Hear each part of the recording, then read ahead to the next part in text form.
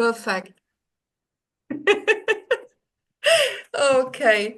Okay. So, Lowell, I'm so excited, so happy to have you here with me and present to our listeners the Lowell Johnson. Really Thank you for excited. inviting me. Before we get, I am amazed by whatever energetically is going on the planet is kind of playing itself out, and people that didn't know who I was, hadn't heard about what happened to me 4 years ago, all of a sudden are showing up. And they're curious about their own connections, and not that they're here to follow my journey, although I'm sure a lot of them would like to do that, and I'm not ruling it out. But I am amazed at how this phenomenon has grown. When we talk about, and to me the word awakening is kind of overused. That's the only way I understand how to communicate what's happening.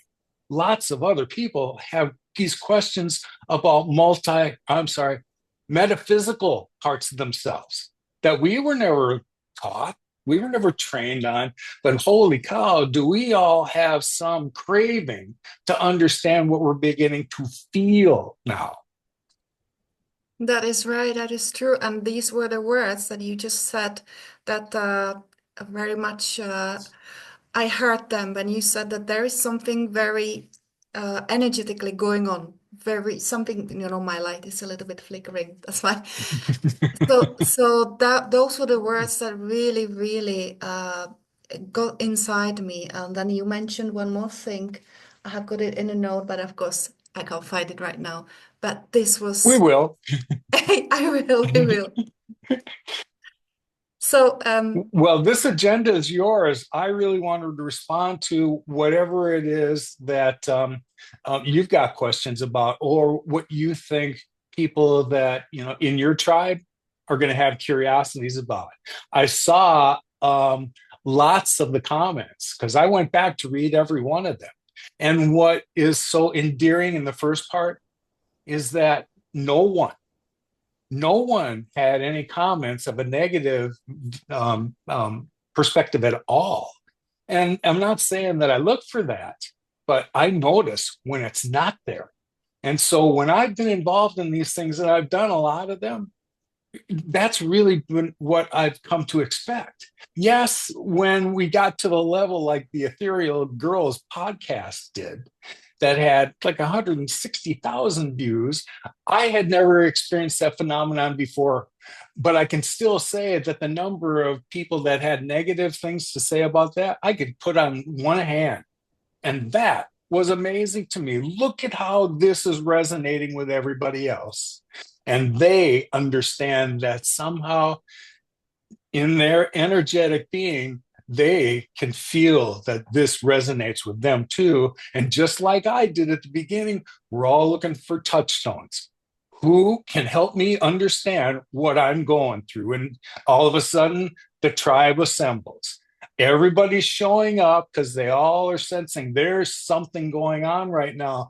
And we're here to kind of, from our perspectives, fill in the blanks where we can. that is absolutely true. You could call it that we are just ready because if you said that 10 years ago, this would not happen. And No. zero negative comments, as you said. It is also you, the way you speak, because you are absolutely convinced, you really experienced it, and the people are ready. And I'll tell you a little bit about our part of the world, the Slavs, the Czech Republic, Slovakia, and Poland.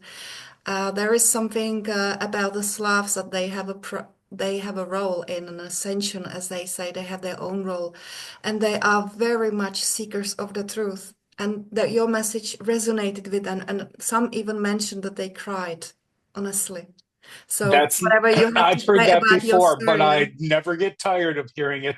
And there's something about that part of the world that draws me there too. Like those people, Romania, and the stories about Radu Cinema and what his role in all inner earth connections were. There's something about that area that I'm drawn to too. But I think that's more from an elemental perspective. Because if you ask me, that's where the druids and all the elementals, man, they flourished in that area. So that's what I connect to there. Mm. The European Slavs. Yes. Yes. So let's start with your story. Would you like to tell us about your previous life or straight to the story? I have many questions for you here. Well, you know what? If I, here's the trouble that I had when I had my Telos experience.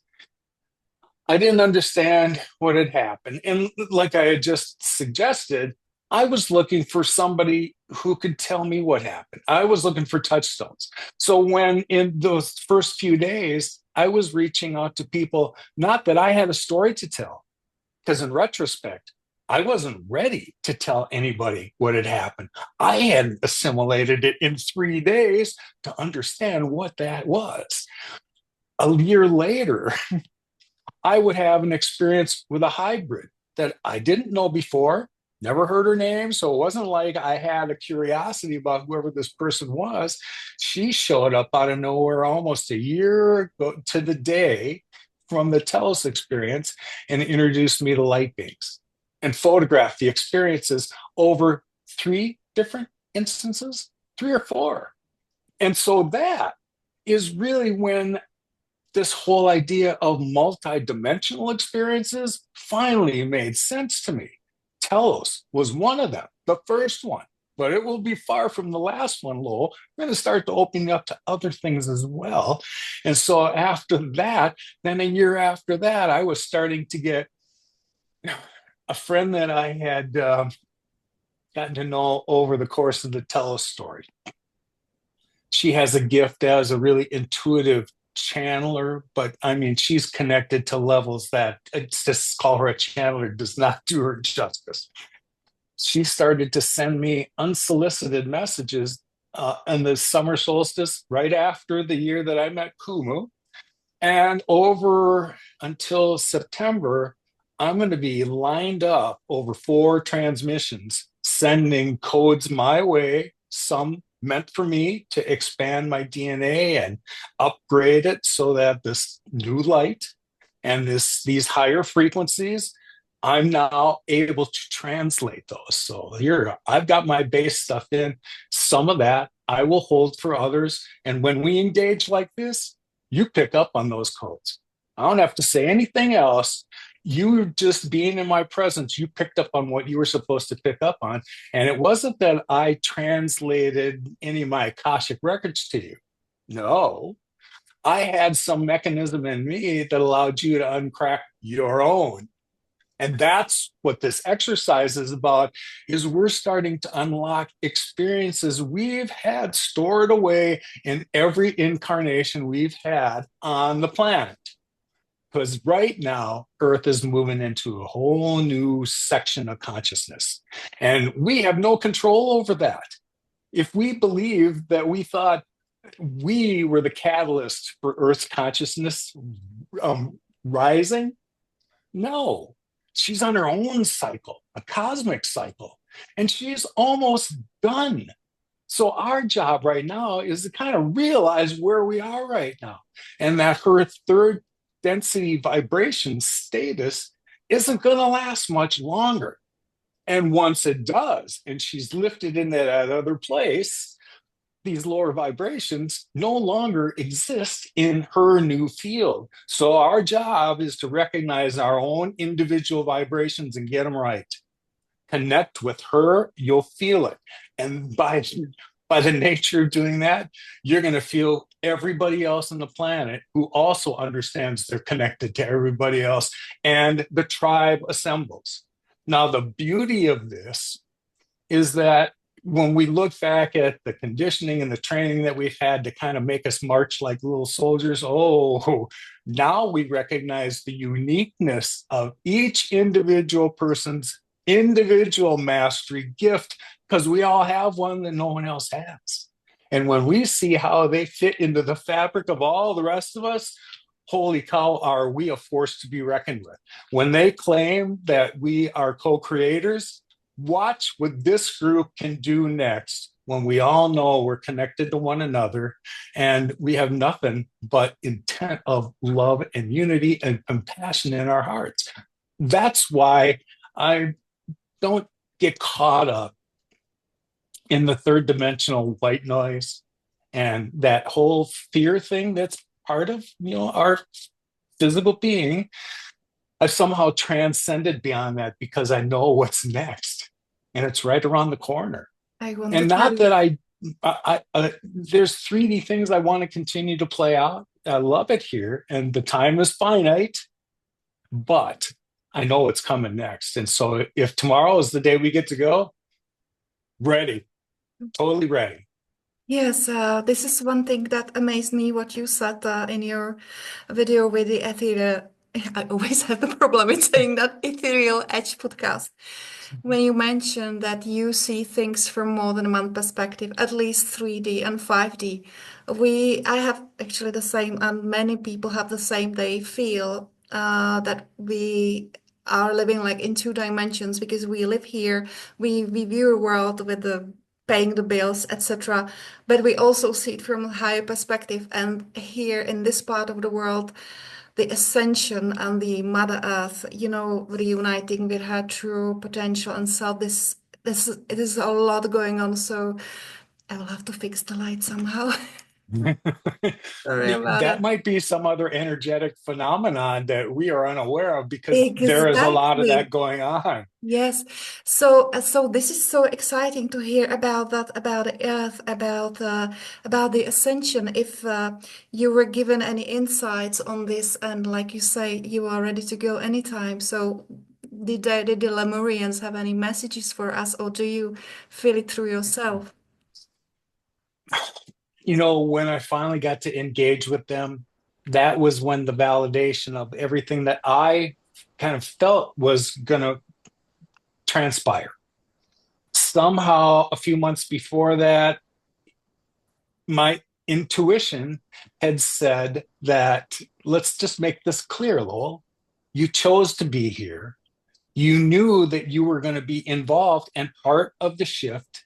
And now that you've met the Lemurian family, you've had interactions with before you understand what your role in all this was. Because really, in order for higher intelligence to have effects here, yes, they can communicate with us, but they're still in a higher plane. They can't physically interact with this, but who can? Oh, those of us that incarnated here absolutely can make changes and affect them here now. So when we made this choice, and once there were a lot of things that kind of came in my path at a rapid rate to help me comprehend my timeline here and lay it on top of what else is going on here cosmically. So when I think about the time I was born and I see this sense of when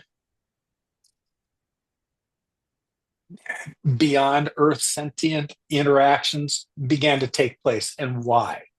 When we started, in my mind, to damage the planet because we had been given the knowledge of atomic technology, but decided to weaponize it and dropped it on the planet and show them what these little carbon bodies here that last for 80 to 100 years, look what they can do to the Earth.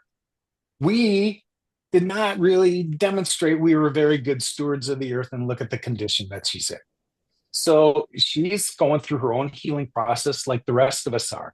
But as I said before, none of that matters. We don't have to wait till she's healed. She's going and she's almost there. My understanding of the physical cosmic process that I could understand in this transition from third dimension to fourth dimension, in that Earth was going through almost a membrane. And as she passed through it, here's the lower dimensions below, and here's the higher dimensions above. And as she passed through, anything that vibrated lower can't really penetrate past that. And once you would see that almost like a balloon going through this membrane, as soon as it reached, critical mass, like 51%, the rest of it would pop through. Nothing but higher vibrations there. And so for a long time, I could see that happen. What I couldn't understand though, but resonated with me is when people began to talk about these parallel timelines going on, these dual timelines going on. Then I'd heard, first of all, a 6-year-old explain what they thought this process was going to be like. And then I saw a really wonderful YouTube illustration of a young lady who described this process. And it was more like the earth is going through like a cell in mitosis. So here, there's a split taking place. So those dual timelines, here's the 5th dimensional timeline, here's the 3rd dimensional timeline. This is going to eventually entropy away. This is on its way, and that's where New Earth is going. So, now I understand it a lot better. The time between this and that is happening rapidly. You and I and all the people in our tribes have been straddling dimensions all this time because we can speak intelligently about those things in those higher dimensions and come back here and report it. As I've said a few times recently, it gets harder and harder to come back here once you get in that zone where you're not affected by any of this duality anymore. Earth's through learning her 3D duality lessons. We did a great job. We're done. And so it's just really a matter of time before it happens. So if you want me to help you understand the phenomenon that I believe is going to take place and the evidence of it, I fully believe that there will be some solar phenomenon associated with this shift. And when I heard that a few years ago, I learned what I could about the cosmos, especially our little solar system, how it was influenced by the central sun, and then the nature of our solar cycles. 2 years ago, we were not in solar maximum. We'd get the occasional flare that would pop off, we'd see sunspots, and we would be affected geomagnetically by these storms every now and then. Well, for the past 6 months, we have climbed into solar maximum. We had hundreds of sunspots on the sun every day. And this is going to last, for what scientists understand, until early 2026.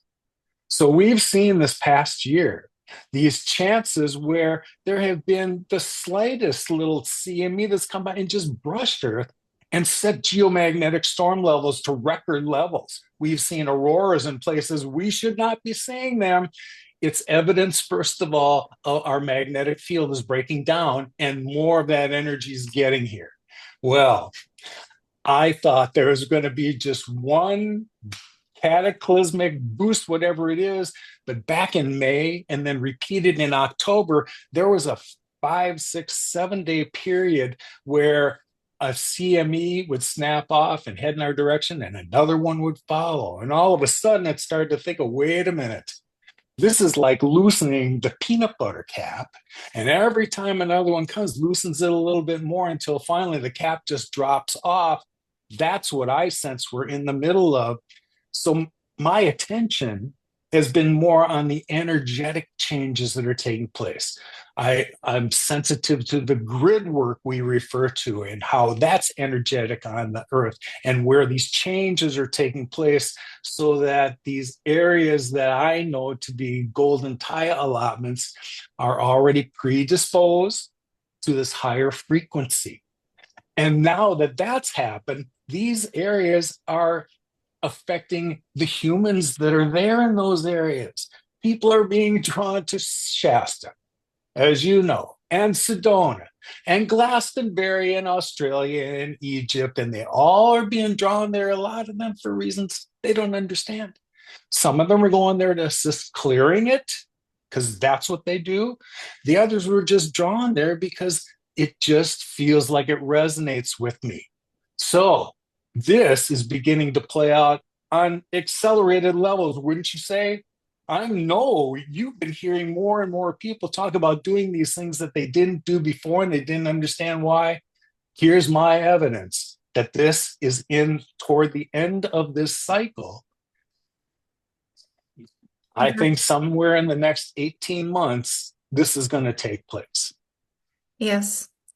Yes, you also mentioned the period of chaos that precedes the time that this is meant to happen, and you're Yes. right in the middle of it. And also, you mentioned the two timelines that we are. Did you mean that we are like, running on one timeline, and perhaps did you mean that another type of consciousness next to us is running on another timeline? Because we seem to be, and it might also have to do with the other next question I wanted to ask you about the Lemurians, how they are as a society, whether there is such a separation like here, because we are here, we are kind of one group is avoiding another group. We don't want to be involved in the 3D Yeah, thinking anymore. correct. Um, but to be fair, for those people who don't want to be in 3D, that's a very 3D. And in this density, we're just designed to think that way.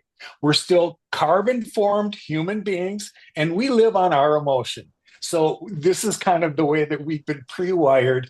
There is a different mindset that we are moving into that we're already familiar with. And once we get there, we understand our connectivity to everybody else on that plane. And you know what? It feels so good when I'm there. There aren't any arguments that take place because no one sees it that way. Now, there is a faction of all this that was endearing when I heard the Lemurians express it this way.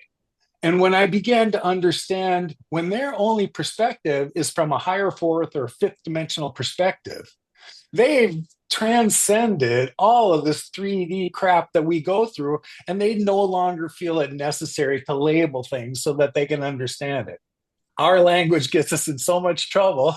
If we just went back to speaking by vibration, the way that they do, we would eliminate a lot of the chaos that we have anyway, but they already are at a higher intelligence view. We are not yet. Many of us sense it. The veil is thinning enough so that those fourth dimensional things around us are starting to show themselves. It's not that they're showing themselves, it's that your awareness of what is around you is rising.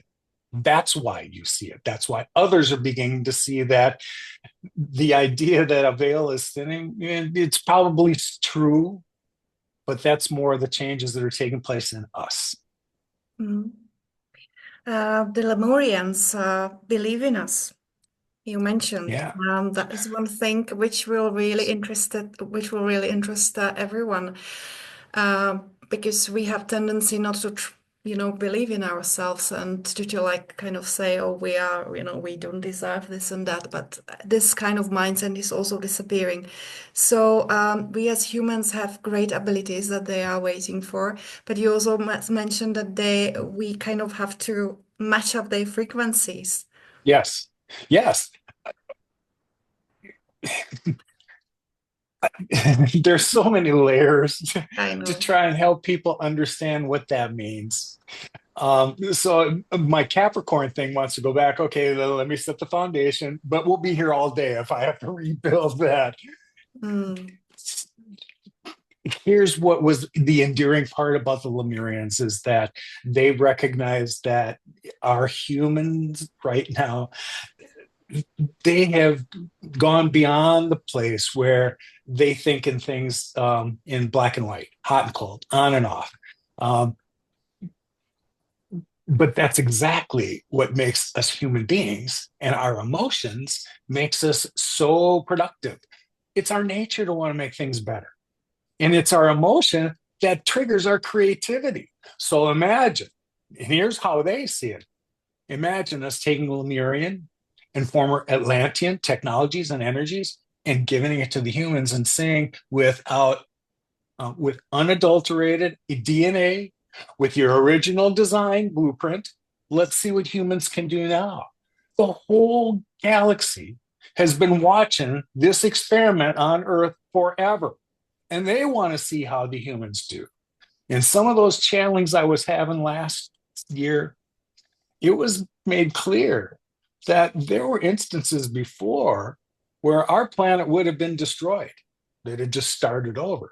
They made it clear this is not one of those times. We want to see humanity flourish, and we're here when we see the ETs coming. I was just reading something today that was reminding me of those situations and the contact that has been here with beyond Earth sentience for a lot longer than we've even been worrying about it. Um, they're here as protectors of the planet. They're not here to do anything nefarious. That would have been done already.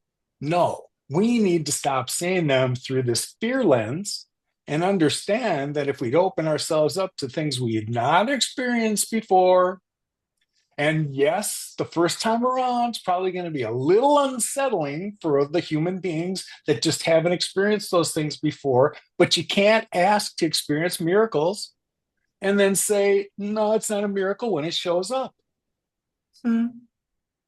When you mentioned the technology, before we get to the Lemurian to Talos, perhaps, um, people are very, very interested in the new technology that's coming, and they keep saying, especially here, how they are talking about it. When is it coming? And that the arcs are waking up, and and you said that they are going to give us technology. And what do you think? What the technology will? How will it help us to progress as a humanity, as a 3D world? So, Well, here, the things that I received first, and they didn't really seem like much. Well, I shouldn't say that.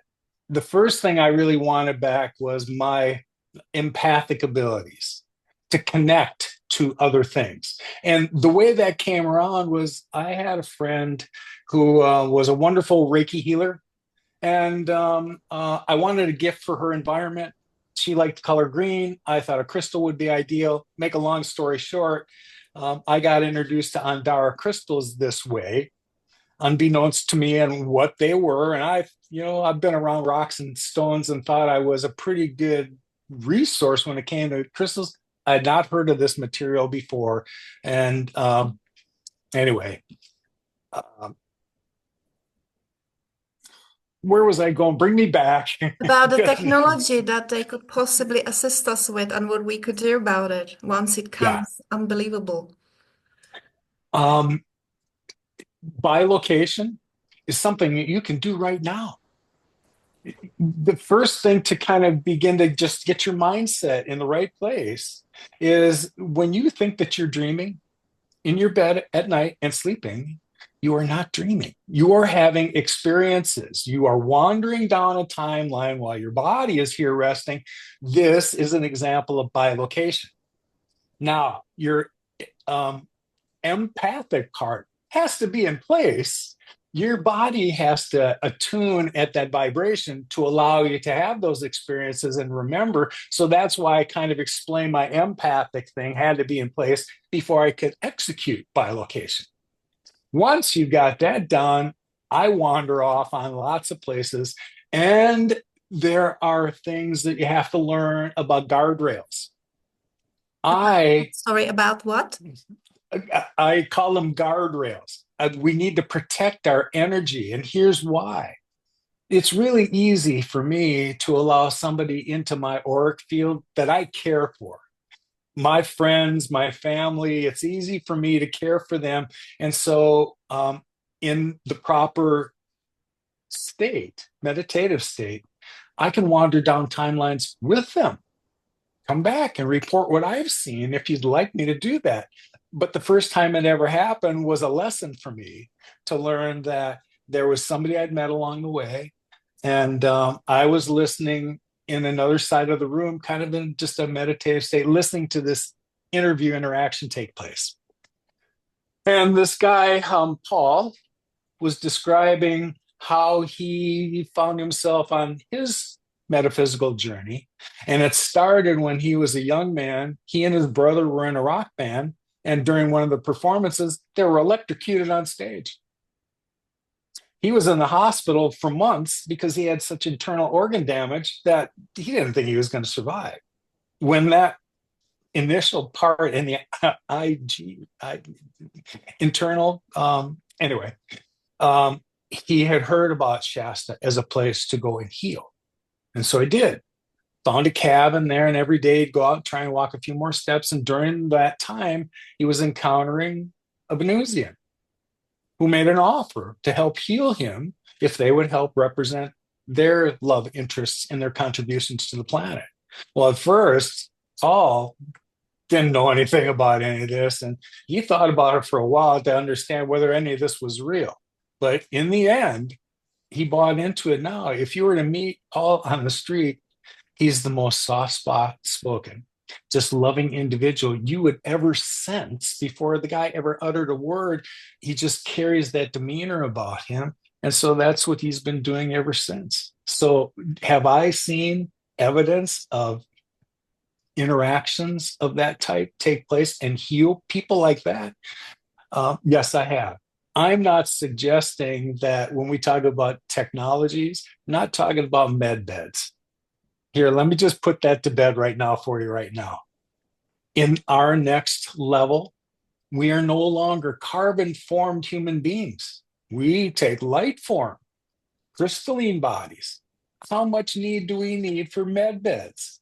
No, we don't have those forms anymore. So although that sounds like a lovely idea here, and maybe in this 3D environment where we're still, mass, maybe that was a great idea. I'm sure that there are some technologies, and over time, we've seen CAT scans and X-ray machines and all things that helped us from a technological standpoint learn more about our bodies, and that would be wonderful if the way that we were dispensed medicine and care was on the same frequency level.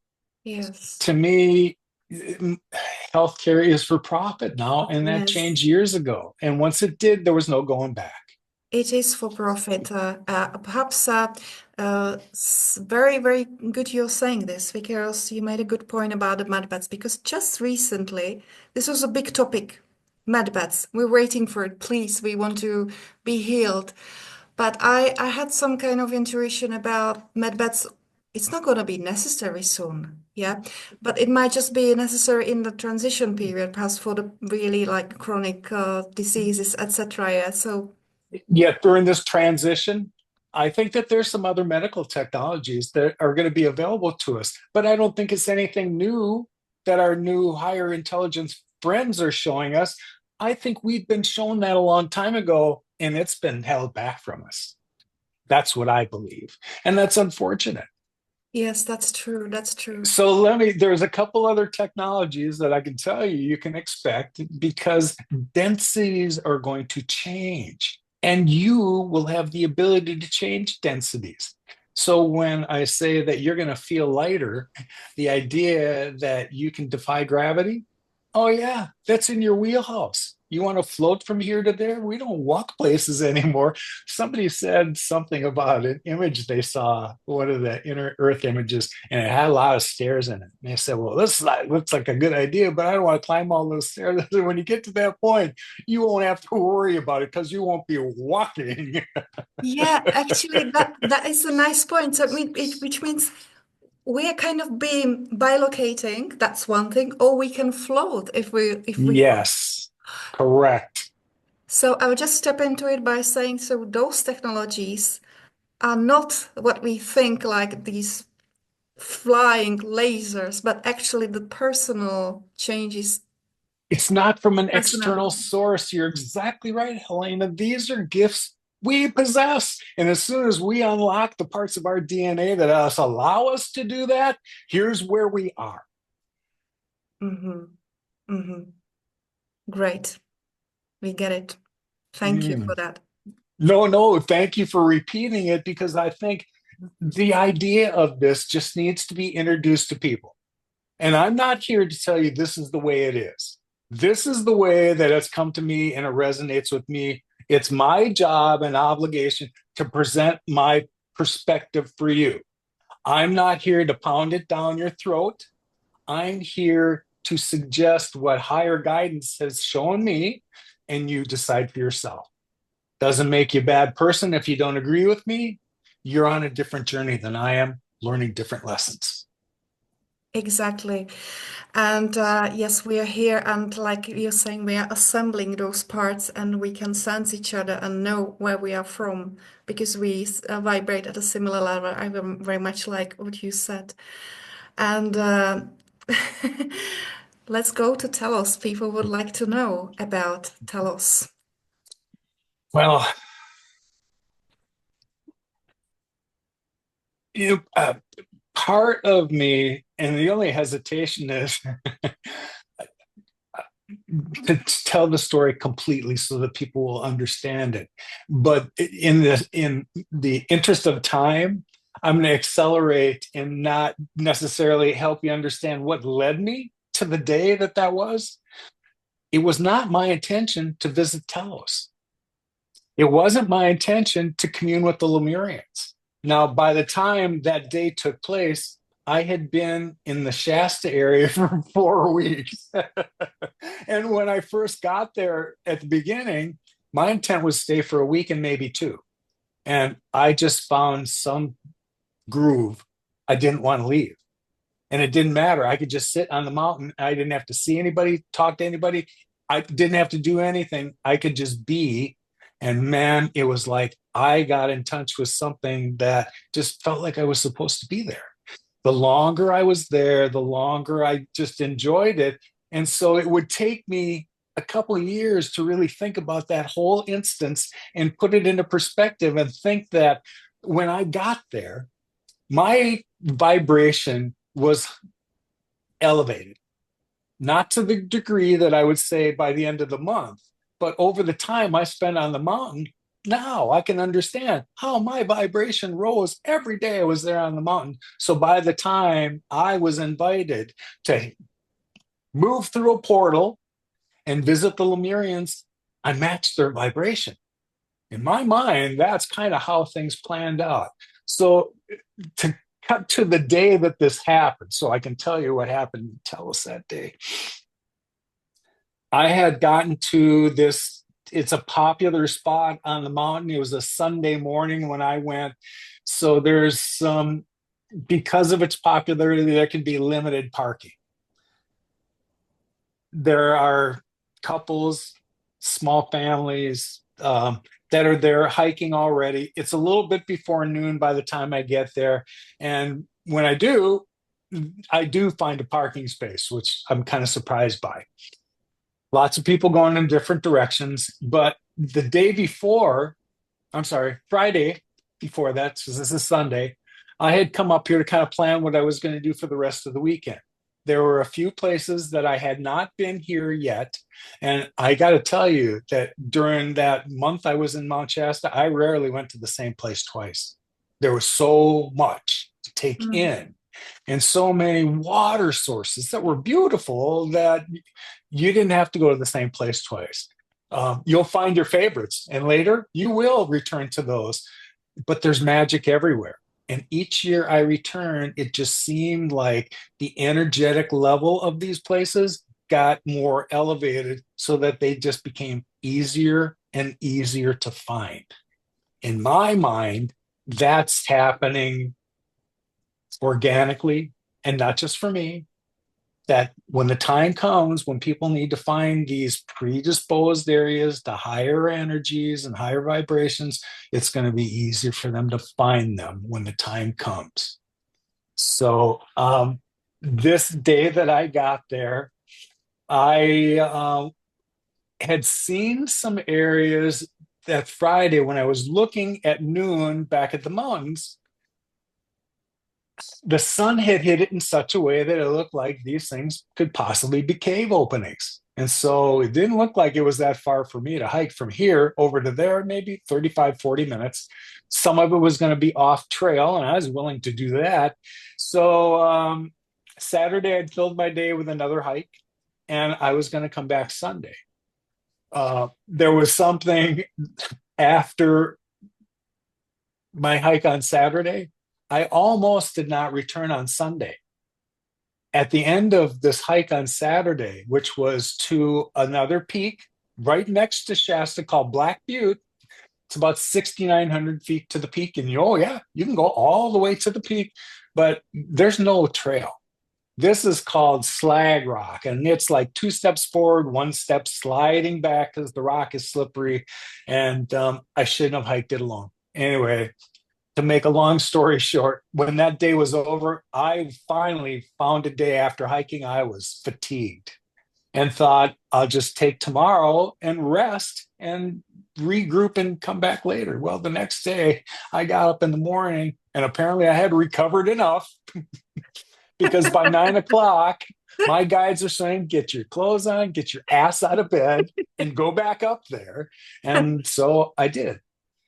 When I got to the trail that was going to lead me to the area I wanted to go, I could start to see these places that look almost like elementals had designed this place, because you'd see a tree with these rocks almost circling it that was not intentionally placed by any human being. So it wouldn't be until the next year when I would come back that I would also recognize that there was a lot of green surface growth around these areas where there wasn't before either. And once I remembered that this part of the mountain is called Avalanche Gulch, because in the early 90s, there was a freaking avalanche that took out everything in its path, trees, moved stones down the mountain quite a ways. So this was just like new growth, but it didn't make any sense. How could these things be placed here? The point was every one of them was energetic. And as I approached them, you just felt something that you didn't see, hear, feel, touch, taste. You just felt it. And when you got there, there's something here that just feels good. And so the first place I found, it's my kind of inclination. I believe as a light worker, it's my job to plant my light. And so when I find these energetic places, here's where I make my connections to this spot, and I leave part of my aura behind. So I was beginning that process here. And then I saw another area look similar, but a little higher elevated. So I wanted to move over there. And as I moved up to this place, I saw one more place right against the mountain where there were these three boulders that came out.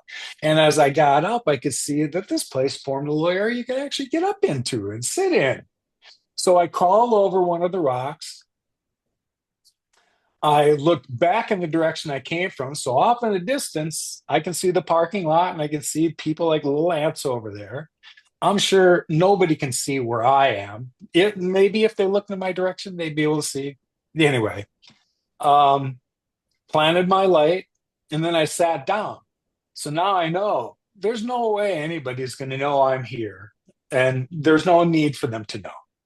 I had some grapes and I had some water, and I was listening to music in my earpods. My phone was in my back pocket like it always is. And when I finished with the water and I finished with the grapes, I put them back in my backpack, and then the music stopped. So I leaned forward because I had been leaning up against the brush on the mountain. And when I leaned forward to get my phone out and pulled it up to look at it, there's no power.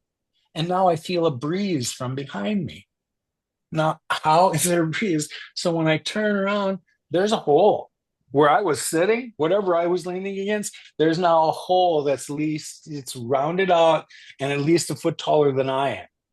So as I stand up to take a look at it, I can see that there's like a little piece of this that elevates and then goes down.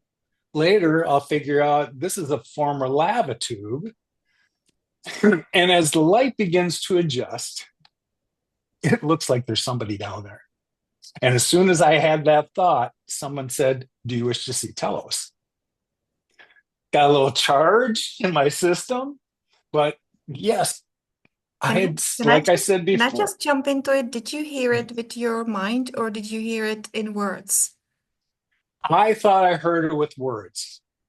There's a discussion to be had for it because what I was going to understand that day was going to come at me in English language, but they speak vibration, and that's very important for them. It's more important for us to begin to understand that, but they had a message to communicate. So they were going to do it in a fashion that I would be able to understand and, take away with me. Um, it looked like it was an adult sized, and I assume by the voice it was male. And I thought it was somebody approximately my size. I'm 6 feet tall. I thought it's about my size. Well, as I started to get closer and the light adjusted to the conditions inside, this person was a lot taller than I was, at least a head taller than I was. And he was wearing this white gown, had long blonde hair. He looked very Scandinavian to me. About half of my heritage is Swedish, so these people look like me. But his features were flawless. When somebody asked me what did they look like, that's the first word that came into mind, as their complexion looked flawless. Now, I wouldn't equate until later why that would be. They're not carbon forms. These are light beings. And this is the avatar that they chose. So I don't know whether they occupy it for 100 years, 1,000 years, 10. I don't know. I'll understand that when I get to the next level, but they're not of this form. There is still the fourth and fifth dimensional are still physical realms on Earth. We get to have physical experiences where once we reach sixth and seventh dimensional levels, we're light forms. We can take physical forms, but we really don't choose to do that anymore. So there's still physicality that's about to be played out on New Earth as well. We just get to do it in a new wrapper, and it's not suspect to the things that put humanity where they were during this experiment on Earth in the first place. If I went back to kind of describe what I thought Earth was doing here in the first place, she wasn't meant in this solar system to be a life-sustaining planet. That was another one, I believe it was called Marduk. And when Marduk in our solar system was damaged and destroyed, Earth was plan B. So now it was built out. And now there were galactic ideas of how to build that out. But before we wander off into Earth history, let's finish this story today. So when I got close enough to see and hear him, he said, you can call me Alex. And I said, well, that'll be easy to remember. That's my son's name. And he said, yeah, we know your son. Follow me. And so as we made our way down this incline, he started to explain the nature of the levels there in Telos. He was explaining the nature of the king and queen and their role. He explained the nature of the council and their role. And as that was going on, we got closer down to the bottom of this incline, wherever we were going. And there was light coming from the other end as we made our way down. Well, when we got closer to where the light started to get brighter, I looked behind me to see where we came from, and there was nothing but darkness. Now, I wouldn't understand any of that until months later, too, where I finally realized, Lowell, here you finally went through a portal. Yeah. They opened it so you could come through. They closed it when you got here. And at the end of this, they're going to return you to the same place, and you won't remember how you got there. But all of it played out exactly like that. Wow. So as we got to the bottom of this place and it opened up, I called it a staging area. It had other holes to explore straight across from us. There were 5 other of these holes. And what I saw when we came in, looked immediately to my left, and there was this craft. I don't know what to call it. It's about 6 by 6. It looked like it had 2 kind of like bucket seats on it. No console, just this. There was another one similar off to our left a little bit further, and there was another one over here on the right. Well, while I was taking all this in, Alex had made his way and sat in the opposite seat from the side I was sitting on, pointed to the other seat and indicated for me to sit down. And as soon as I got on this thing and my butt hit the seat, This thing started to levitate and off we went. Wow. Now, we headed through one of these lava tubes, and what I'm trying to sense immediately is the human part of me is waiting to feel the breeze as we move through things, right? Yeah, there wasn't any. No? I could not feel any sensation of any wind going by me, but I know that we're moving. As we get to the other end of whatever this is, now I can see another light coming from the other side. But as we're getting closer, you can start to see that this lava tube I'm in is got crystals embedded in the walls. And every inch you take changes the light refraction, and you feel like you're in a kaleidoscope. Well, I didn't want it to end because it was amazing. And then all of a sudden, when you reach where we're headed, we're on the first level of Telos. And this hovercraft, for lack of a better word, Alex takes it up so that we're looking at, you've seen cityscape photographs of cities. Well, that's what I'm seeing here. The city is circular in orientation. It's got a huge white pyramid in the middle of it, and all the rest of these buildings, outcroppings, are all crystalline in fashion. It's lit like daylight, but when I look up to try and see sunlight or even see the ceiling to this thing, I can't make it out. I can't tell you how high it is because I can't see it, but this place is lit up like daylight, and I don't know where it's coming from. There were no, upon thinking about it later, none of the buildings cast any shadows. None of the people I saw cast any shadows. So how is this place lit the way that it is? Well, I'll understand the crystal technology that they use later and how they can imbue this thing to hold it and make it into like a little mini star that lasts for 500,000 years before it can no longer hold that charge anymore. And then the crystals just, its term of service. That's the technology they use here. Wow. As we came down from this perspective, because we were moving on to another level, I started to see other Lemurians in little groups. There were 2 over here, there were 3 over there. And when we got close enough for me to make eye contact, like with 5 or 6 of them, just as I was passing by, when I looked at their face, it was like I knew them. And more importantly, they knew me. So the next place we find ourselves, we're on the 3rd level. He's described what the other 5 levels are. And, later, if you want to go into greater detail, we can talk about what's on each level of Telos. I refer to most of the ones I had my own experiences with. I'd love to tell you what's on the 2nd and 4th and 5th levels, and I can. I did not visit those. So I just want to make it clear that I'm speaking from things and resources that I didn't actually get to experience myself, but this I did.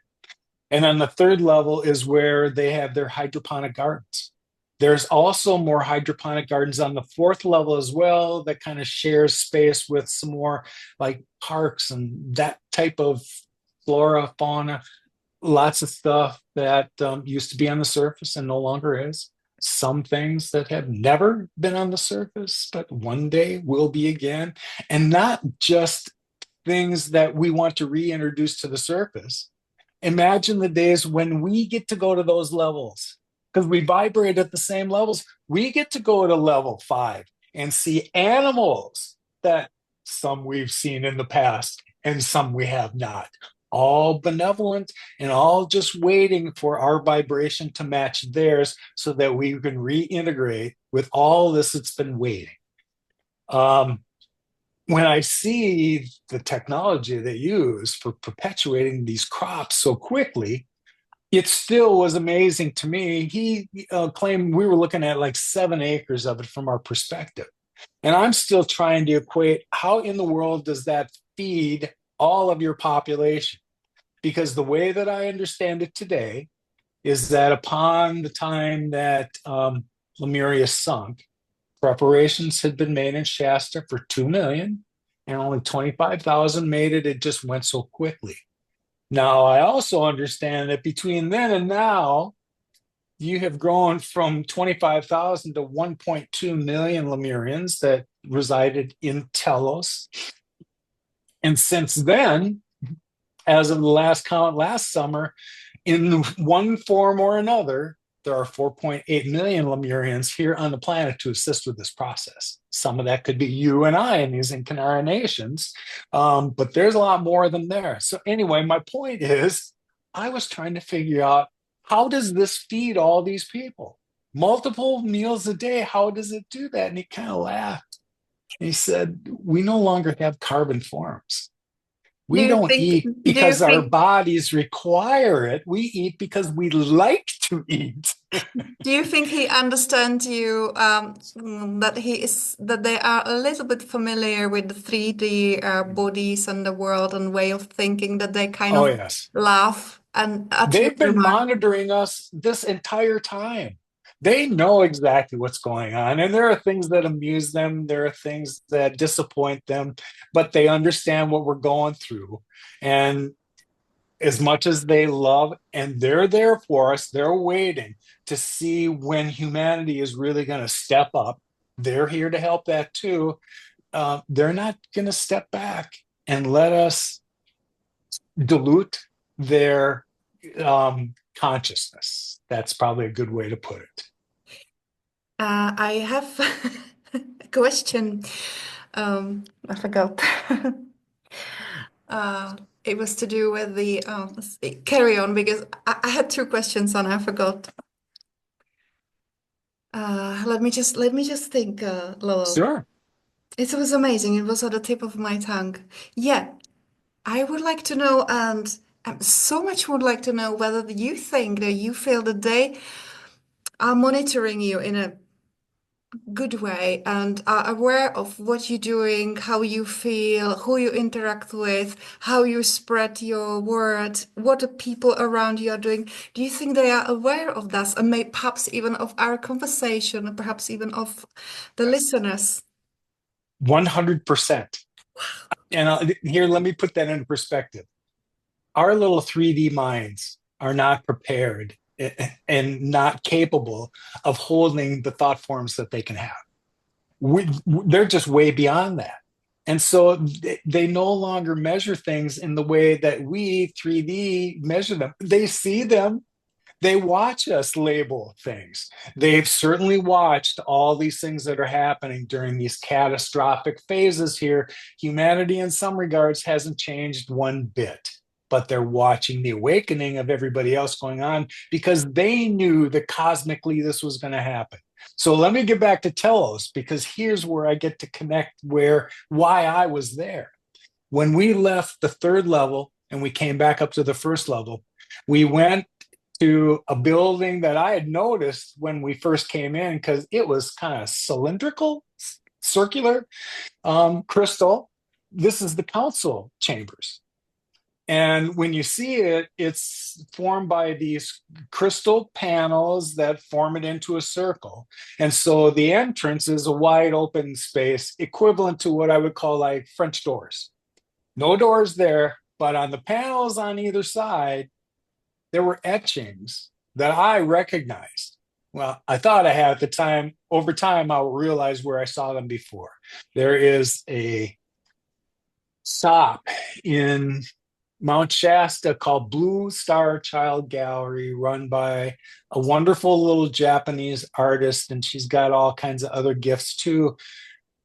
She had been guided to illustrate these codes, light codes, in graphic form. Now, when you see them, the paper that she puts them on is 10 feet tall, 3 feet wide. She draws them on the floor. They take months to do, but she doesn't use a straight edge or any kind of curvature tools. And when it's done, this thing is perfectly symmetrical on this side to this side. Blows me away. Then she'll go back and color it in, and they just strike you in the heart when you see them. In her shop, she had a few of these in the front room, and she's got 3 rooms in her space, the last one being what I assume was a former office in this retail space. But she keeps that out at the front desk. So in the back, she has 5 of those codes back there and a little pillow for you to sit in the middle of this room and just take it in. So the day that I found those, I asked if I could go out. I went out to ask her, it was in the morning, if I could sit in there and meditate for a while. And she said, that's what it's for. I thought I would be in there for 10 minutes because I didn't really want to interfere with anybody else. But I came out like 20 or 25 minutes later, and I was in tears. Whatever had exchanged there just felt so wonderful that I knew I got something there and I was going to carry it with me. But more importantly, the two codes that I saw leaving, the one to the left hand side of the door coming in and out of this room, and the one on the right hand side of the door going out of this room, were exactly the ones I saw on this side and that side of the council that had been ingrained here. And when I saw that, I remarked, these look familiar. And that's when Alex said, oh, yeah, that's Haruko's work. They're accurate. And that's why we encoded them here. So then we stepped into this space, and you see it's got one big round table in the middle of it, and it's the only wood I've seen anywhere so far. Got 13 chairs around it. This is the council chambers. But what I sense when I get into this space isn't the decorations, oh, you can't miss them. It's a feeling that you get. The only way I keep explaining this is think of the best hug you've ever had and what that felt like when it just that energy charged through you. You got that sensation moving in this your room, except it felt like a compression in your heart the whole time you were here. It's just a hug. Hug. To me, it was like, okay, if we're gonna have a meeting in here, here's how you soften everybody up before the meeting begins. It just felt lovely. So while I was adjusting to this energy, I could see five more people entering. It looked like one, the masculine in the middle. If I was to give him a name, it was as close to these Adama illustrations as I've seen. And then there are two females flanking him on each side.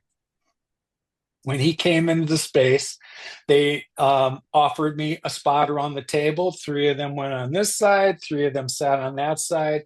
And now I'm going to understand what I'm doing here.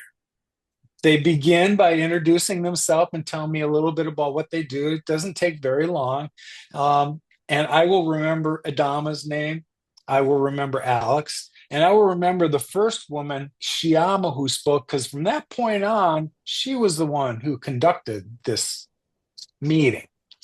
I don't know what position she held, but these were all people that were part of the council.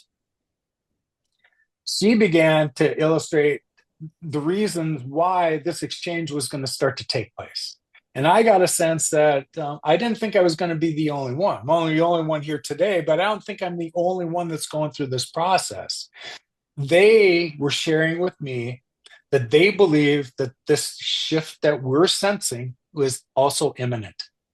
So this was in July of 2020.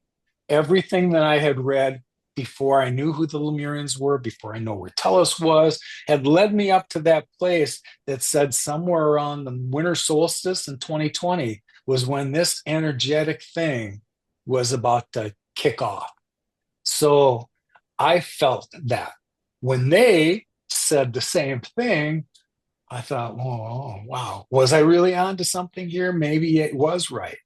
So I just felt like I was in tune with everything else that was going on in the universe. And here were these higher beings who confirmed it. They would go on to say that I was chosen because, first of all, she said, we realize you can hold fifth dimensional awareness. Now, when she said that, I thought, well, sure, I can. I understand the difference between that. And between that time in Telos and now, I understand holding two separate views and perspectives. And when I heard that and I thought I could hold it, I really didn't understand what that meant. But she's right. And there is a gift that once you start to activate your DNA and you start to see things from this higher perspective, you can't ignore it. It's not that you ignore the 3D reflex we have, but now you have a perspective. Here's where we are. Here's where we're going. So the whole idea of dual timelines playing out, oh, now this makes sense to me now. because I'm playing this out myself. And I've heard from other people that are playing it out too. So I know I'm not the only one. The second reason, she said, we heard that you were the protector of Gaia. Now, I don't go around saying I'm that. And the only reference I have to that phrase was in 2018, I had an opportunity to reach out and find source through an ayahuasca journey, and I took advantage of it.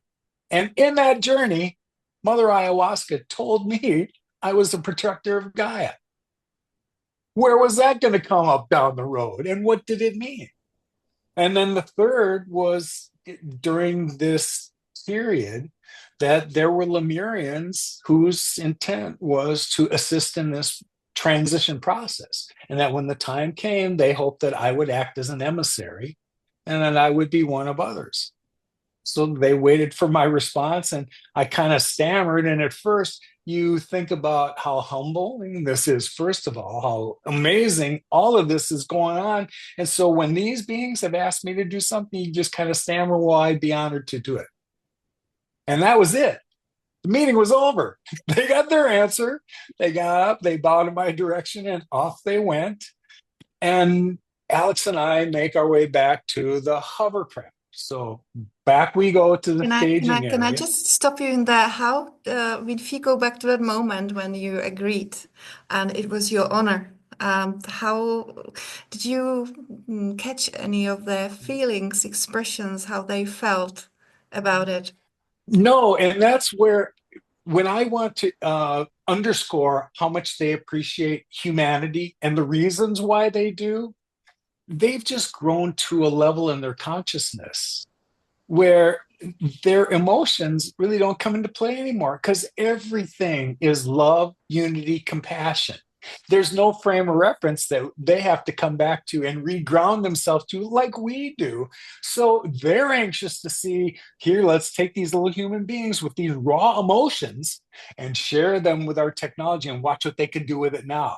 Because they can take it to levels that we can't, because our emotions have been pretty much neutralized. You know what I mean by the process of their level of consciousness? They're not affected by that.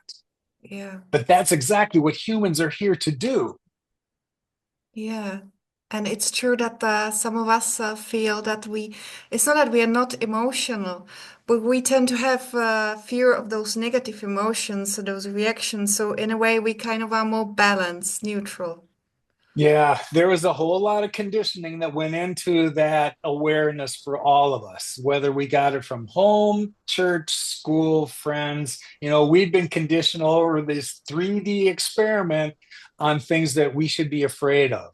And until you can really get past that, here's the trouble I see with, well, there's two things that I wish for everybody. That, as I explained earlier, the first time you start to have these multidimensional experiences, I can promise you they're going to be unsettling because you just hadn't had it before. If you get hung up there, I can see where you're going to be stuck. You really have to just allow yourself to be open to things you've never experienced before, because that's exactly what this is. And if you get shut down and freaked out by to begin with, it's disappointing for me in that I sense in order for you to have had any awareness of this at all, you already vibrate at that level.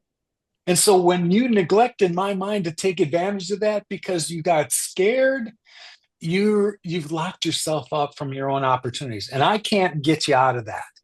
Everybody else is too. But I think now that others are showing up and hearing other people's stories, maybe it's time for them to unlock those experiences that they've had before and lock them away because they were either ridiculed or it just didn't feel right. But now, when they hear others saying it, maybe this isn't so taboo anymore. Yes, yes, that's right. Um, yes, people actually would like to know how, because I know I talk to them so much, they would like to understand if, I mean, some people already know they are vibrating at the right level. They do not ask questions, but some still would like to know whether they are actually going with the flow. I think those are, and they get the bravery, you know, because their life had been built up with being bold and brave, just in order to open up to these things. So there have been people who have been asking, how do I know that I'm, you know, on the right path to go up with the earth? And I really want to be part of the ascension. So I think you just answered the questions that these people already are. They just are still stuck with these little bit of these little 3D mindsets. Yeah.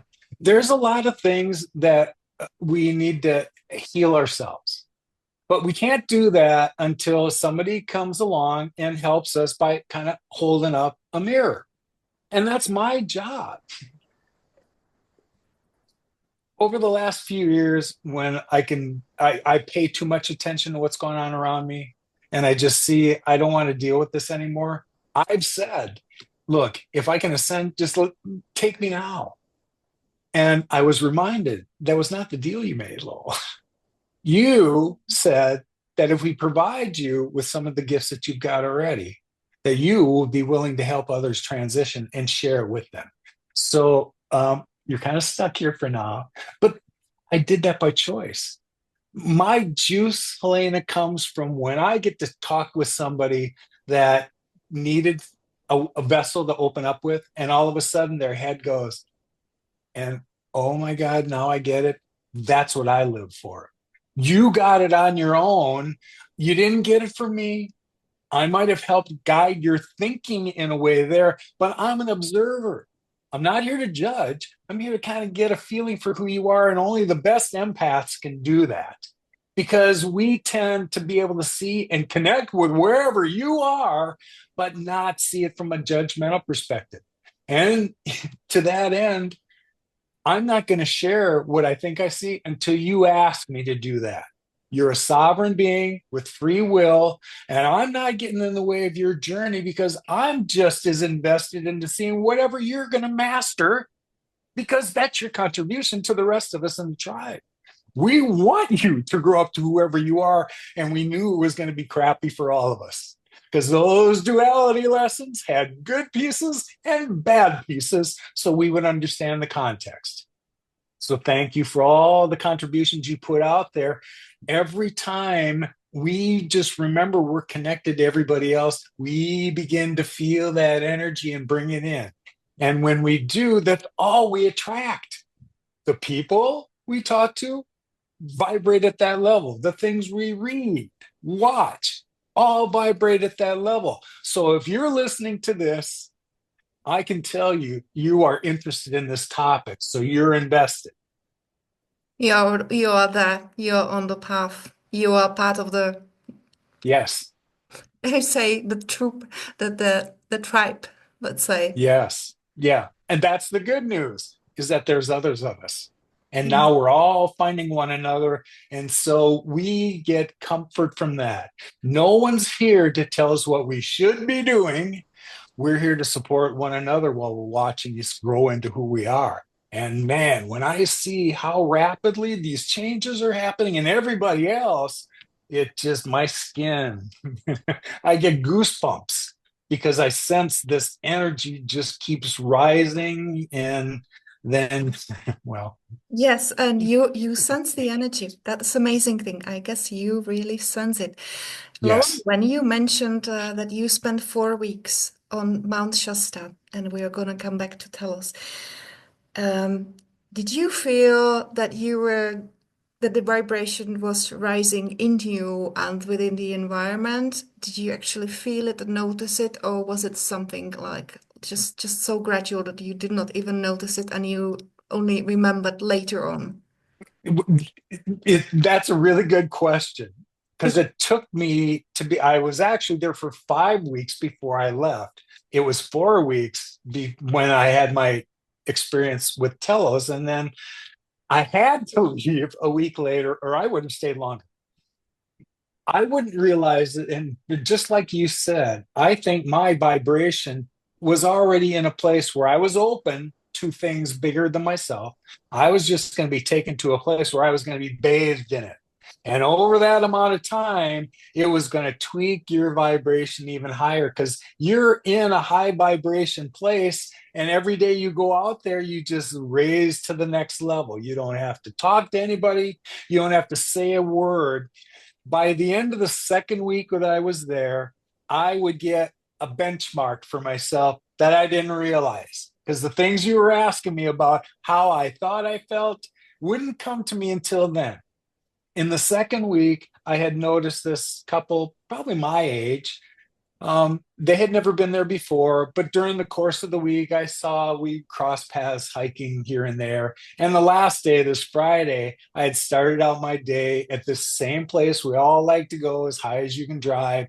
And I could hear them kind of saying their goodbyes to the mountain. And the husband had mentioned how energetic he felt. And that is the moment that I felt what he was talking about. And it occurred to me that over this 14 days I had been here, I had not taken one day in between to recover from the hike I did the day before. And I was going through significant elevation changes every day, hiking every day, all day long, and getting it up the next day and doing it all over again. I wouldn't understand that there's something else, some palpable energy that when your boots are on the ground on the mountain, you pick up on it. I Mm. wish there was a better way I could tell you what that felt like. Get there, you'll find it for yourself. And the longer you're there, the deeper you get into that vibration. I would just say, just don't worry about returning. Follow your intuition, your energy, and just stay in the place. Right. Yes. That's That's how it worked for part me. of the bravery, or the, how would you say it in English? The Courage. courage. Yeah. It, I can appreciate when I look at others, when this started going on with me, and I knew how much time I could devote during my day to a meditative place first, because without that, none of the rest of this would have manifested at all. But the time that I spend in research looking for more validation of all these conditions I see, it took a while for all that to kind of sink in. Now, when I think of the time I have to do that, I don't have to worry about a family. I don't have to worry about the job that I used to have to hold down. And I don't worry about, the things I used to do with my friends. Have all those things kind of gone off to the side? Well, some of them, yes, but some of them I can see were intentionally lined up. So when it came time for me to focus on the things that I really wanted to focus on, if my intent was to understand this connection I have to spirit, source, God, whatever you want to call it, I believe it's there and I want to touch it. If it's there, that's what took me on the journey. You just have to let go of any predisposed notions you have before if you expect to learn anything new. And once you say, I never experienced that before, you got two choices. Stop saying either, first of all, yeah, that can't be true because I've never experienced it before, or maybe it's possible. Not just possible, I'm beginning to understand it's probable that these things are going on right now. Lots of listeners said to mention that they are looking forward to it. They absolutely believe it. It's coming. So I I want to talk to them all because I want to pick up on the energies they're picking up on. I don't think that they're just responding to words that they've heard. I think that they've heard something and all of a sudden something resonated, something they felt resonated inside of them that they just know is true. And it transcends all the words that are coming out. That's why people are seeking out. We're done waiting for the government to tell us about UAPs or UFOs. We see what that's going to produce. And even if I thought I believed that the government knew everything that they should know, I don't believe that they even know. I'll say this, in the interactions I've had with people over the last 4 years, I've also had some people that work within the government. that found my WhatsApp number and reached out because they have been in scenarios where there's an awareness of all this going on, but they can't get answers from their superiors about what's really going on. And they're subject to the same internal human things that we're going through. So there's a lot of good people that work for the government that want to know the truth too. They just didn't know where to look for it. I didn't realize how many people were listening to my podcast a couple of years ago until they kind of, discriminately reached out just to kind of get a feel. And I know the first thing people want to find out, is this guy true? Is this authentic? Is he genuine? Or is this just a bunch of bullshit? And all I can respond with that is, I'm 70 years old. If I had my choice, I'd never talk about this again, because there's aspects of it that just people don't want to understand, so they ridicule it. The other part is it won't be much longer before we have to defend any of this stuff anymore. I think it's happening already. We do not Yes. have to be considered as conspirational theorists anymore in many ways and being ridiculed. I knew it was going to take time for people to see evidence. I thought the light beam pictures I had would certainly contribute to that idea. But if I step back and I see it like I was seeing it for the first time, there's a lot of things in there you're going to have to explain what I'm seeing, because I don't understand it. And lots of people that have come and shown me things that they have recorded, things in the sky, light apparitions. I'm gotten really good at discerning which ones feel right to me and which ones don't. But that's what this whole exercise was about. And they get really excited about the things that they legitimately have a reason to get excited about. But when they post them on YouTube, they don't understand why they don't get the same level of curiosity and excitement from everybody else. Well, that's because no one else understands what you're trying to show them. They haven't seen it either. And so it's good to get these things out there. But little blinking lights, even though you can see that these aren't blinking lights, this orb is morphing colors. It's not a satellite. It is not an airplane with navigation lights blinking. But you have to really look at that for a while to understand what you're seeing and to have any hope of explaining it to somebody else. Mm-hmm. Yeah. But this is the role that you and I and some of these others are going to be called upon to do. We're trying to, not trying, our guides are preparing us with that interpreter, whatever that vibrational thing we need to have first so that we can understand what they're trying to tell us. Then we can unpack all the downloads they send after that. And when I got the first few, to me, it said, I just want to understand this in a way that I can explain it to others, because I see down the road there's going to be a need for that. There was when I came across this stuff and no one could answer my questions.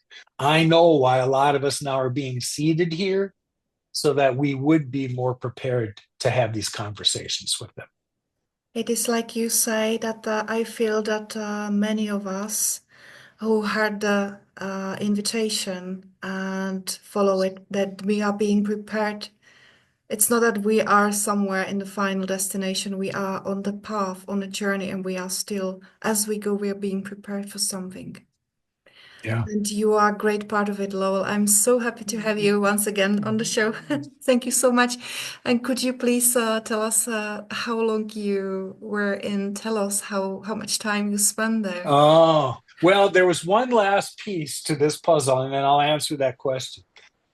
At the end, when Alex and I returned to the staging area, there were only two questions I had. I hadn't really said much along the way because I wanted to listen and I wanted to see and just take it in. But I did have two questions. And the first one was, can I tell anybody about this? And he kind of laughed and said, we want you to tell everybody about this. We want them to know that we're here. This isn't a legend. And yes, we're real. We're just in a space that, although we occupy it, you're not in the space that we occupy at the same time. You are, because we helped you kind of get here right now. But that wasn't without your own vibration achieving this level in the first place. Now our job is to help everybody else get there. And the second question I had is, do I get to come back? And he said, yes, you'll get to return before the shift. Not exactly the date and time I was hoping he was going to give me, but yes, the door is open. I've had lots of people ask me, have I gone back there yet? And do I have still communicate? I still communicate with them this way. But in all honesty, if I was able to go somewhere again, it's been made clear to me that Telos isn't the only inner Earth place, that I am aware of 10 inner Earth cities, all Lemurian, some Atlantean energies and colonies. So there's over 120 of them in my awareness of what's on the planet already. So I'm eager to explore new places I hadn't been before. And of course, I'd love to go back to Telos. I didn't get to spend enough time there to really enjoy it the way I wished. And one day I will. But there's a lot of other places. And I think part of this exercise in helping people understand it is that although Telos and the Lemurians are a wonderful story, they're not the only ones. And the reason why this content is coming up now, if you recall, if you buy into the idea the Lemurian was a landmass and there was a problem and it sunk, yeah, we're not done with those catastrophes yet. Where did the beings on the surface go when those things were coming? They went underground. They found places in their own dimensions where they can reside, and they're just as physical as ours are. We just can't comprehend 4 versus 3, but they're there and they're just waiting. So there's a lot of places that we're going to be able to visit, and the mechanisms by which we get there and the amount of time it takes for us to go from here to there isn't going to be really anything that we can Lowell, you are comprehend. extremely exciting people because lots of people would love to experience similar things, get the courage and go. What would you advise to the people who would like to visit some of those places? Some go to Shasta, some to other places. What would you advise them how to prepare, how to sense where to go, how to prepare? I have a few months after the Telos experience, somebody had asked me if I'd ever heard the name Sharula Ducks. I had not. And he went on to tell me that she's a Lemurian princess. She is the daughter of King and Queen Ranamu. And back in the late 80s, Sharula came to the surface and spent time educating people about the Lemurians and Telos. She disappeared from what I can tell on what I could find about her, like in 2005, 2007. But then during that time that she was here, especially in the 90s, she was very active and moving around the country, in fact, around the world, telling people about Telos.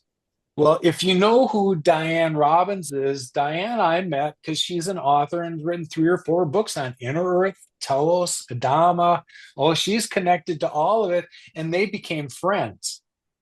Well, during the time that Sharula was doing these presentations, in 1993, I think it was one of her final presentations, Diane was there and brought a tape deck and recorded this 2-hour presentation. Over time, somebody had found it and had chopped it up into 12, 10-minute pieces, thinking, I guess, that it would make it more digestible for somebody to listen to it. And so when I was led to it, I wasn't ready for the information. I listened to 1 or 2 of it, and I really didn't understand what I was hearing. Now, let's move to last summer.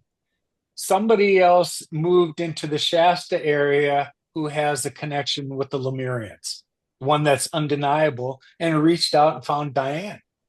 And Diane, in return, told me about this other person. And so we started a dialogue. And in this is when this whole reunification with Sharula's information came back up. Because the only one here with permission to do anything would have been Diane. It was her copyright on the tape.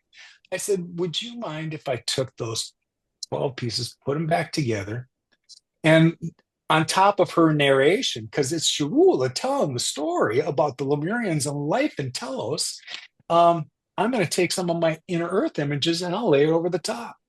So I took that, and it's just under 2 hours. It's on my YouTube channel. Go look for Sharula Ducks. To me, here is a historical document of what it's like for life in Telos. You want to hear what family life is like? It's there. You want to hear what living conditions are like? It's there. And it's in Sharula's own voice. During the narration, she goes on to say that whenever this was, it was in 1993. She said in linear time, she was 268 years old while she was doing this. So you make what you want out of it. In addition to that, there were, when I started to find these other inner Earth cities, I had started to look through this archive of all these inner Earth pictures I had, and I could find subsets that made sense with Telos and oh, Apellos, Posid. I had like these 3-minute clips with some music in the background that just illustrated what I saw in those areas from the books that I had read, wherever the source came from. And so those 10 3-minute clips are also there. So if somebody wants kind of an idea on what those realms feel like, that's also on my YouTube channel. And they're not long. They're wonderful. They're 3 minutes long a piece. And oh, I've heard people say the same thing about, they cried when they saw a few. Their goosebumps when they saw a couple others, because there were those that had that reaction with me. Look, I made those things for me. I took those images and made it in a way that when I saw this, oh, this inspired me that this place is true. And then I started to share them with others. And when they felt the same way, oh, okay, we're onto something here. Yes, I saw some of the photographs on your website, and I felt so deeply connected to something, really. Yeah. Well, Well, so at the end of asking those two questions with Alex, we were done. And the next thing that I knew, I was out sitting in that spot where I'd been leaning up against a rock before that. I would then make my way back to the car, and I was in a daze. I don't know how long it took me to get back there. I couldn't even remember how I got back there until there's a walkway right before coming off the paths before the parking spot. And when I got to that area, that's when I started looking around at all these other people, all these other cars, thinking none of you have any idea where I just was. And by the time I got back to the car, well, I finally plugged my phone back in, and so I could get it to fire up. Looked at where I was, took another picture so I'd have a timestamp. I was in that space for about, according to the timestamps of the picture I took before I left the car, and when I got back, was like 2 hours and 20 minutes or so. It felt like I was there for hours. Yes. wow, wow. Yes. That is just so amazing. And Laura, uh, I know you said you would mention something about the Earth history, at least. That's something that comes to your mind. That's something we would really like to hear. Oh, well, we need to do that on another podcast then, because I could spend a good hour. I'll leave you with this, because there was a wonderful resource that I found. And I'll think of the woman's name, Judith Kusel. She's South African. Over her lifetime, she had been a librarian and kind of an archaeologist. And so, she put all those things together. She wrote a book, and had written several, but this one struck a nerve with me. It was Why I Was Born in Africa. And it goes through the early phases of Earth's development and build out, how it was done, what decisions were made. That's where I come up with the idea that this whole Earth thing was an experiment. that when this orb, which was a seventh dimensional orb to begin with, and it wasn't like Earth didn't have interstellar visitors in the past. They stopped here for whatever resources they needed, but it wasn't life sustaining at the time until Marduk was no longer capable of supporting life in this solar system. Earth became level 2. Now, from there, that's when the Galactic Federation decided they were going to build out the mantle. So, who did they invite first? The Pleiadians, because they're master botanists in the planet, in the galaxy. And when they finished their work, they stepped back and looked at this. And if you want to understand what Eden was like, here it is, undisturbed by anything else before it. And when the scientists kind of stepped back and looked at what they'd created, that's when they petitioned the Federation to colonize here, brought their families. Yeah, that coincided with the time when the Lyrans had lost their planet and had been, kind of continuing their evolution on Sirius. Well, when they heard about this opportunity on Earth, they also petitioned to be able to come here and colonize. Now you had the Pleiadians who understood botany, understood grid work, and had that capability. Here come master architects, master builders who were behemoth. I can only imagine what they've built that's still under the earth and the sand that we have not found that they put here already. But one day we will, because it's here.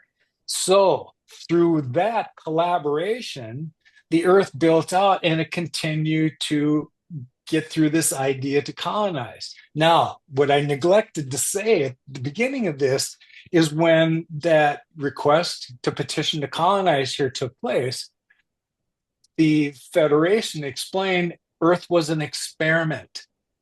Humanity is part of the experiment, but Earth is also going through a process. It's an experiment. And anyone that comes here understands we're going through third dimensional lessons in this space so that Earth can move through her own evolution of all.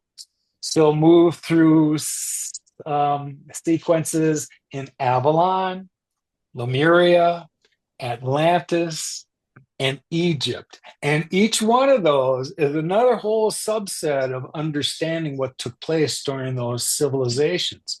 But some of us have had enough incarnations here where I had an awareness of each one of those levels.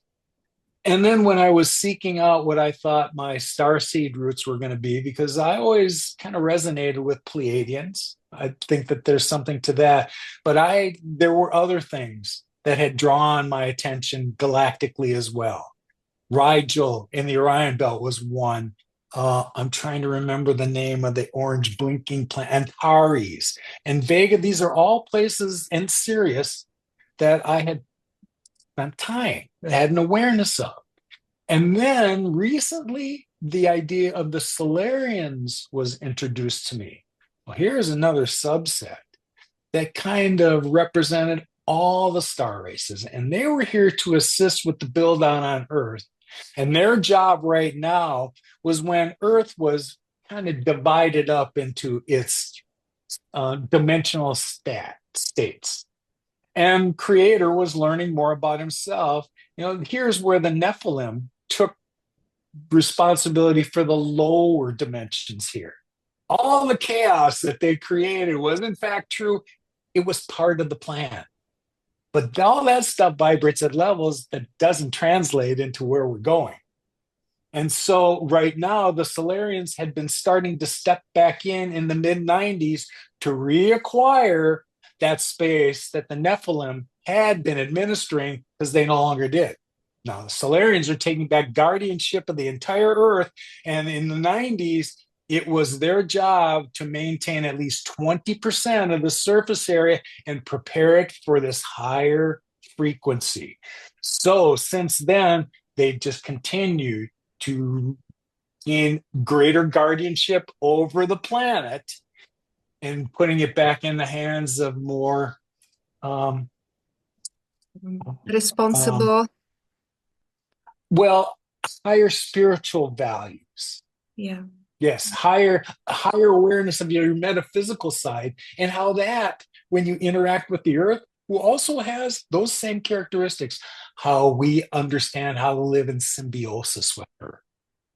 Do you think, Lowell, that because you mentioned, and I heard it in other instances, that the Earth was a seven-dimensional being first, Yes, so there was some yes, kind of fall. That fall was a frequency fall, obviously. yes, It does. yes. Did it have to do with the arrival of the, let's say, not very nice races to colonize it here, or was it maybe to do with the Atlanteans, sinking Yes. their consciousness? It's my understanding that it happened on the Atlanteans' watch, and that whatever, well, the Atlanteans had reached fifth dimensional awareness, which is nothing to sneeze at. And the technology that they had advantage of, undisputed. What they wanted was what the Lemurians had at their seventh dimensional level of awareness. It's my understanding Atlantean scientists had amazing technologies. And at the outset of this exchange, Lemurians were androgynous seventh dimensional beings. Hmm. They were a combination of perfectly balanced masculine and feminine energies. And it was the Atlanteans who were more interested in the physical side of the planet. The Lemurians were interested in the metaphysical side and advancing the spiritual side. The Atlanteans wanted to play out this physical part some more. And so the way it was put to me is that these scientists had convinced the Lemurians that they couldn't have been all that divine if they didn't understand the nature of a union between a male and a female, and talk them into this separation. Wow. And what ends up happening is those seventh dimensional beings are no longer seventh dimensional, don't vibrate at that level. They're fifth dimensional like the rest of you. And so you just locked yourself off from advancing into those higher realms because you drag them into your own frequency. Now, what caused other causes that created? Earth had lived on a seventh dimensional electromagnetic grid. It's useless now. The Atlanteans can't maintain it because they don't have the technology nor the intelligence to maintain it. So they had to create another fifth dimensional grid. Believe me, technologically, it's advanced, but it isn't what we used to have. And so a few years ago, that was what occurred to me, that we spend so much time thinking we're moving from third to fifth dimension. Guys, our target is to head back to seventh dimensional awareness and choose if we wish to express lower physical dimensional expressions. Which would be the That's what our fifth target one. is. Yes. Yes. And one more question also regarding, you mentioned that there are dimensional states on Earth. Did you say that? Like 9, just different like any other place. Yes, there are here on 9 that Earth? we have uh, communication with. These are the entities that watch over the earth. Each dimension has its own council that oversees its development. And then there is a council that oversees that galactic federation that oversees the benefit of Earth at her level. But there are different aspects of every dimension that are being represented here on Earth, and she supports ninth dimension all the way here. Great, thank you. Mhm. Before we close up, aware of your time, this is so fascinating. I want to ask you two questions. Will you come back again sometime? Yes, yes. Look, I am delighted that you wish to help get information that I think is important for everybody to know. This wasn't limited to me. The information I know resonates, in my opinion, with every human being that's here. And I thought it was going to be my job to help everybody understand that. What I learned along the way is that regardless of what I think You have your everybody should tribe. know, they're not ready. There are a lot of people that aren't ready. And again, it doesn't make them bad people. I can't account for their soul contract and the lessons that they signed up for. And again, I respect their journey because I want to see who they're going to grow up to be and whatever they master, because it's not me. I want to see what they do. I'm here to support that. That's fantastic. And one more thing is synchronicity, downloads. We had a few questions on this. People feel that they have downloads, and I just loved it the way you had expressed it. You said they just throw it at you, these downloads. People see numbers.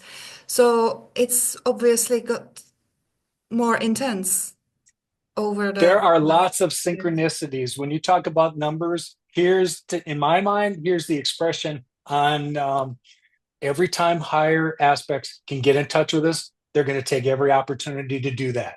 They're going to use magical ways. So you're going to see 1111 a lot. You're going to see 444, 333. You're going to see repeating numbers. And then you're going to start to hear songs that just belong in this place where they should. You're going to hear somebody utter a phrase that it came at the right time and open up a line of thinking that you are so in tune with, but you don't know where it came from. That happens more and more. I came to terms with the downloads I was receiving because I started to hear, whatever doctors want to call tinnitus. Well, I never got it in both ears at the same time. I was guided to understand when I was getting these frequency sounds in my left ear, spiritual downloads. And at first got a lot of those. This, my right ear, is what I understood where your physical changes came along. And when this was so busy for months and months and months, I was waiting, okay, what happens over here? Because nothing's going on. Well, down the road is when this starts to kick in. And now this awareness that the changes that were taking place at a cellular level to accommodate this higher light and these greater frequencies, oh, that's starting to kick in now too. And I can almost feel the changes taking place in me. I account for it's why I can feel these energetic things I can describe to people. That's how I get in touch with it. But I'm a human like the rest of you. You're all capable of getting in touch with this same sensation. Thank you. Thank you for this statement and for everyone that they should realize their own value, how capable they are of developing Yes. their abilities. And they're not on their own because they have help. And I feel really great presence with you. And you know what is amazing? That we are actually talking across the ocean, across vast, vast distance, and we have no lag. Right. That is just amazing. This is one of the technologies that we really appreciate at this time. Yes. For now, and we need to take advantage of it quickly because these solar phenomena we're talking about, when that hits this 3D Earth, it's going to take out infrastructure. Yeah. And we're not going to be able to communicate like this for a while. So I don't know what's going on, and I'm not going to spend too much time dwelling on it, or that's where my attention would go. In the meantime, we're going to communicate this message with as Yes. many people as we can while we can. All right, Lowell. So I really appreciate your time. Thank you so much. For us, it's Thank good you for evening. inviting me.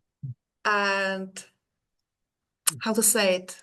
Bye bye from Europe, from all of us with our heart. We really love you and we should love ourselves and we should spread this message and the legacy of Lowell. And we're looking forward to you coming back, Lowell, again. Until the next time, thank Until you. the next time, thank you. Okay. Bye bye. Bye bye.